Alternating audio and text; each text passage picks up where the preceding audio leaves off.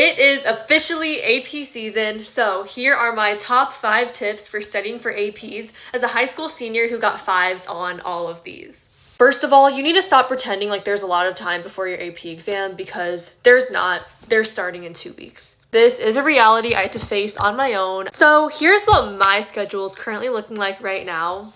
Basically, you want to jot down when all of your exams are and then make a plan for what content you want to review leading up to that exam, and then also budgeting for the days where you know you're not going to be able to study one bit, which I've done like over here. That brings us to number 2, review content.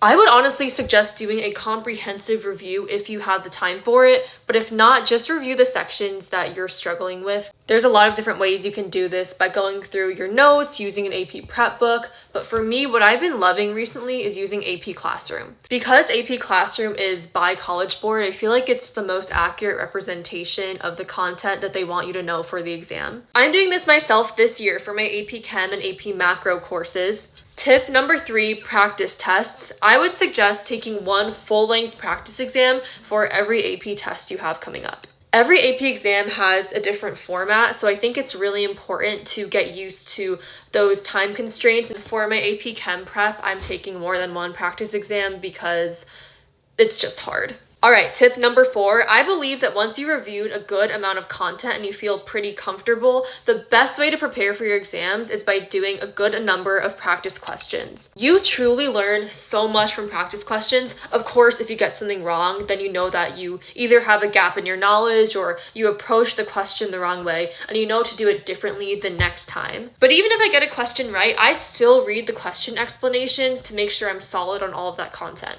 Doing a bunch of practice questions also helps you get used to the format of questions, which is really good to familiarize yourself with.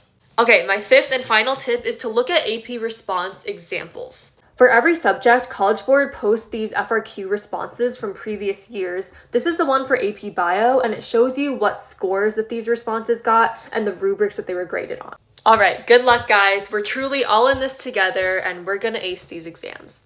Stay tuned for more tips and to eventually see my AP score reveals for this year.